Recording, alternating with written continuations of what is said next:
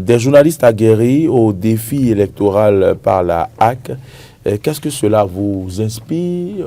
On va en parler. Vous, téléspectateurs ou auditeurs qui nous suivez, ici, il s'agira sur ce sujet de nous appeler, de dire voilà, que c'est normal que pour les élections, des journalistes soient formés, bon, de dire ce que vous pensez de ça. Vous voyez, parce que bon, vous allez mieux nous dire, hein, parce que vous avez participé, vous êtes de retour d'une formation où des journalistes ont été formés au défi électoral.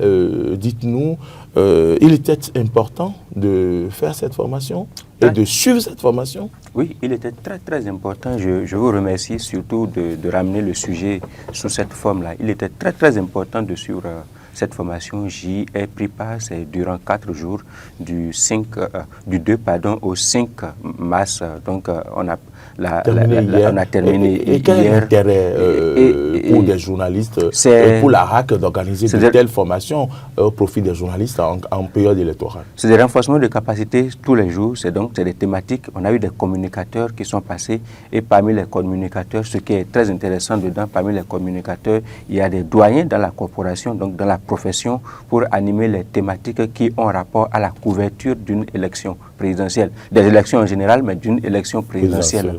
En l'occurrence, comment est-ce qu'il faut se préparer dans les rédactions, comment est-ce qu'il faut se préparer pour aller sur le terrain, si votre rédaction vous avait envoyé sur le terrain, par exemple, comment est-ce qu'il faut se comporter sur le terrain, comment est-ce qu'il faut se comporter sur les terrains à risque, les terrains que vous aviez par avance identifiés comme des terrains qui peuvent vous présenter des risques par rapport, bien sûr, à l'élection, mais par rapport à d'autres considérations également. Il y a eu les doyens qui étaient, bien sûr, plus outillés, plus aguerris, qui ont servi à la BBC, J'ai une anecdote à vous raconter par rapport à la couverture de l'élection présidentielle. D'accord. Qui ont servi également dans d'autres médias au plan international, et donc qui ont fait des renforcements de capacité, qui ont partagé les expériences. Il y a des techniciens également, des praticiens du droit par exemple, qui s'y connaissent dans les questions de loi.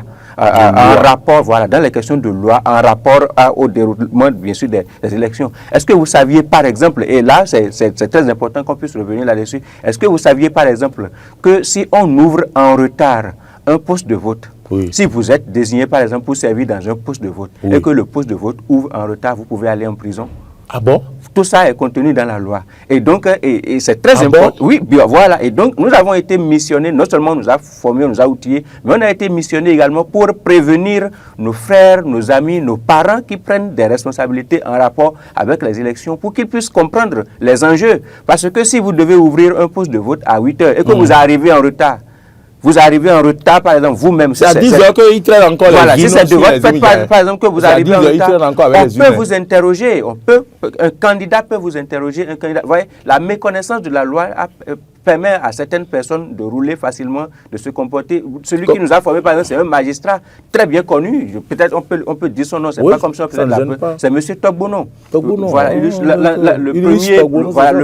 le premier procureur spécial de la Criette à l'ouverture. Et donc, il nous a beaucoup donné, il nous a donné beaucoup d'anecdotes. Il a partagé avec nous des cas typiques de citoyens. Et lui-même, son expérience personnelle, il a clairement dit qu'à un moment donné, il a décidé, en tant que magistrat, vous savez, à un moment donné, les magistrats, ils avaient la possibilité de prendre des responsabilités dans les élections pour être superviseur. Oui, c'est ça. Voilà. Donc, il a dit, à un moment donné, il a décidé personnellement de ne plus le faire parce que, astucieusement, vous pouvez vous retrouver en difficulté. Un politicien peut vous mettre en difficulté parce qu'il y a tellement de règlements, il y a tellement de conditions que si jamais les gens sont au courant, si les gens sont prévenus et qu'ils sont en train de se retrouver en situation de faiblesse sur le terrain, par exemple, ils peuvent se baser sur ces aspects-là. Et il faut que les personnes qui candidatent, qui postulent, quand la Sénat ouvre les recrutements, là, ils puissent avoir la conscience citoyenne citoyenne, la conscience de la responsabilité qu'ils sont allés prendre pour ne pas, par exemple, se retrouver en difficulté avec la loi et se retrouver en prison.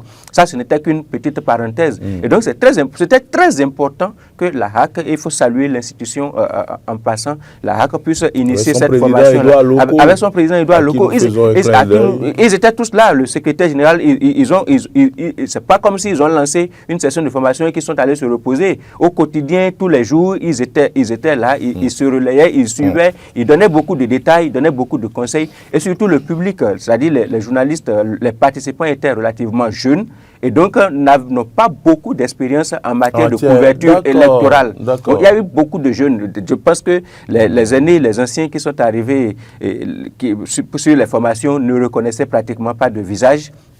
Parce que c'est pratiquement de très jeunes. Il y a certains qui pouvaient mettre au monde parmi les journalistes qui étaient présents là. Et donc, vous voyez, et c'était très important de faire ces renforcements de capacité-là, de faire ces partages d'expérience-là pour que les uns et les autres puissent intégrer les enjeux d'une élection présidentielle et surtout en contexte de désinformation et de propagande massive. Vous vous souvenez, avec les réseaux sociaux maintenant, dès qu'il y a un petit fait de société quelque part, les uns et les autres, en fonction des intérêts et des souhaits, peuvent tailler sur mesure des informations à partir de chez eux, les balancer comme cela. Donc, on nous a donné des éléments pour pouvoir non seulement contrôler la façon de communiquer, à travers même la pratique. Il y a eu des lectures d'articles.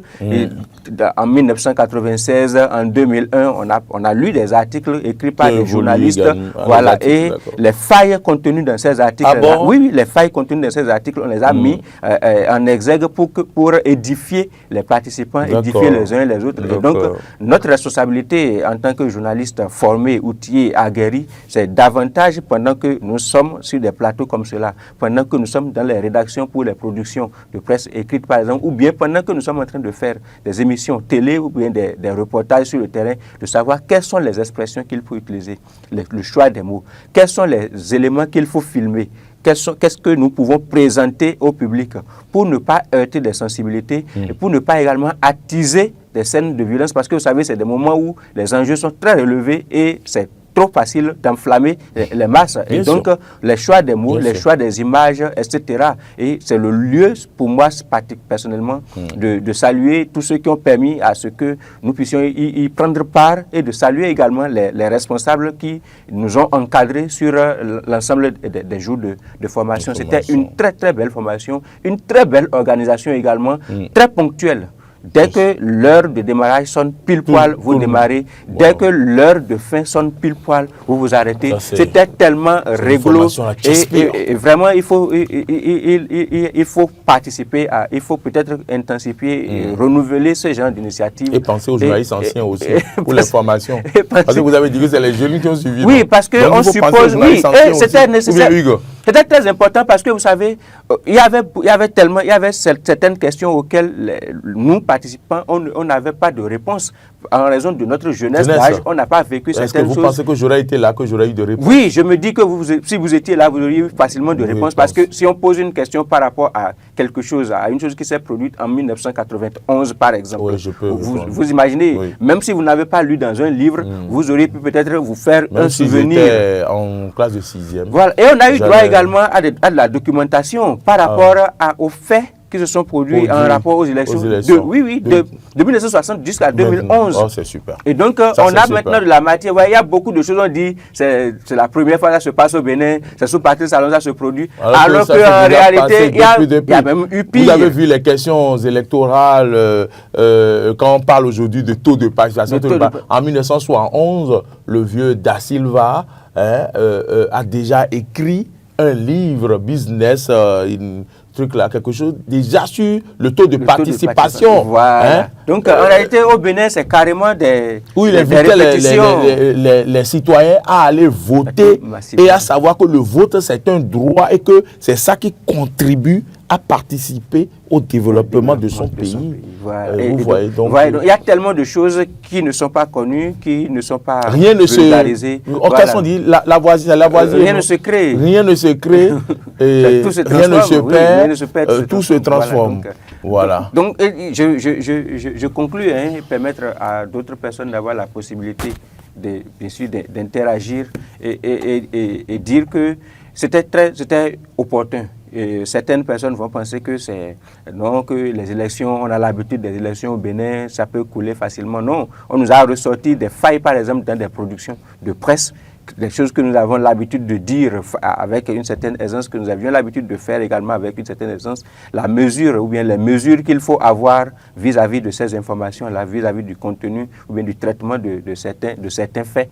Donc tout ça est rappelé, même si on le savait. On a également parcouru la déontologie, le code de l'éthique dans notre profession. On a revisité, vous savez que ça a été réédité en 2025.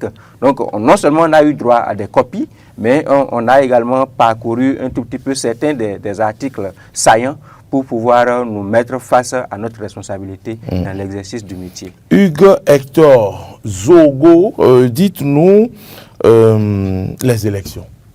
Il faut former les journalistes. C'est une période très sensible. Et puis, le journalisme, finalement, lorsqu'on est face à ces questions, on comprend que nous sommes dans un rôle très sensible. Et quand il parlait tout à l'heure, j'ai pensé à Radio 1000 Collines, au Rwanda, qui juste à cause de leurs plumes, ça a enflammé le pays. Nous sommes dans une période très sensible et il faut même prier pour tous ceux qui sont journalistes dans le pays. Il faut prier pour eux parce que c'est heureux, hein, la cible retenue par la HAC pour donner cette formation-là. Parce que je me rappelle, j'ai vécu une situation avec l'ancien maire de Ouidah, M. Séverin Ayovi, qui a été ancien ministre de la Défense. Oui. À l'époque, c'était un challenge très ouvert qui ne dit pas son nom entre lui et Madame Célestine Agadon. Donc, les deux voulaient être maire de Ouidah. Et ma déontologie me faisait obligation donc de prendre toujours la version des deux parties. Moi, c'était un sujet, j'avais eu la version de Madame Célestine Agadon. Il fallait maintenant la version de M. Séverin Ayovi. Je l'appelle, il me dit, vous pouvez passer à la maison. Fort heureusement pour moi, avant de partir, j'avais gardé sur moi ma carte de presse et j'avais l'accréditation de la RAC. Je viens au portail, on me dit, il faut le rappeler. Je le rappelle, il demande au vigile de me laisser entrer. J'entre et quelques moments après, il sort, Séverin Ayovi qui sort et qui dit, vous là, c'est qui? Avec un ton d'intimidation. Hein. Oui, vous là, c'est qui? Comme si vous avez violé son intimité. Exactement. Vous cherchez qui? Qu'est-ce que vous cherchez ici? Parce que, entre-temps, ce lieutenant politique lui avait dit que je suis envoyé, en fait, par Célestine Agadon pour l'espionner. Et donc, il dit, vous cherchez quoi ici?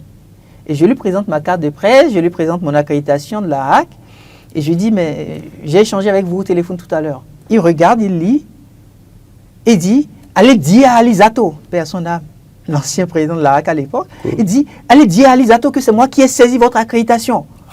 Ouvrez-lui le portail, il n'a qu'à sortir. Et donc, je suis sorti, je lui ai laissé l'accréditation, il m'a retourné ma carte de presse. Et c'était Steve Lemon, actuellement il est aux États-Unis, c'était lui qui était son attaché de presse. J'ai appelé Steve, je lui ai présenté la situation. Et Steve était dans un hôtel, il m'a dit, rejoins-moi. Je l'ai rejoint, et devant moi, il a appelé. Et quand il a appelé, le président ne le savait pas. Il ne savait pas qu'il avait le téléphone sur main libre. Donc l'autre lui a expliqué, mais non, qu'en réalité, j'étais venu pour équilibrer l'information. Et que je n'étais pas là pour l'espionner tel qu'il le croyait. Il a donné le nom de la personne qui lui a en réalité dit qu'en réalité j'étais là pour l'espionner. Et l'autre me dit, mais tu vois, non, c'est ça le monde politique. Donc, la formation reçue par de jeunes journalistes, je pense que la cible, c'est la meilleure cible. Parce que quand vous ne vous retrouvez pas face aux expériences, vous ne pouvez pas comprendre. On me signale qu'il est l'heure, malheureusement, je voulais vous raconter l'anecdote. Je vais être très bref. J'ai couvert les élections de 2016 où le président Talon est venu voter à l'école que vous connaissez, Guillaume, à Zongo. Et à la fin, c'est au deuxième tour, à la fin du vote, là où on l'a placé pour l'interviewer, c'était dans un dans un trou, dans une dépression. Donc les caméras, on ne pouvait pas le voir. Il s'est retourné, il est parti. Qu'est-ce que j'irai à la rédaction dire? Je vais couvrir une élection et je n'ai pas l'interview du président de la République. Vous savez qu'on a pourchassé le cortège jusqu'à son domicile. Ah oui, il fallait être audacieux et le faire. Bon, j'aurai l'occasion de revenir là-dessus. Oui, parce qu'après le vote, ils sont allés dans le village Saint-Sade. D'abord, quand j'ai demandé à mon chauffeur, démarre sur le cortège, il y a les garde-corps. C'était des paracommandos qui ont dit, vous ne nous suivez pas, sinon on va tirer sur vous. Il n'hésite pas. Oui, donc j'ai dû demander au chauffeur de passer dans une rue et d'aller rejoindre le cortège et de poursuivre de loin le cortège où on a rallié la maison où ils étaient allés. Et heureusement, on nous a laissé entrer et je me suis adressé au président Diavon que c'est pour ça qu'on est venu et on a fait l'interview. Mesdames, Messieurs, merci à toutes et à tous de nous avoir suivis. Merci à Marcel Yedou, à toute l'équipe qui a réalisé cette émission. Je vous souhaite un très bon week-end. Surtout, attention sur nos routes. Pensez à votre vie. Ça ne sert à rien d'aller vite pour venir. Tout n'est jamais arrivé. Bonne journée.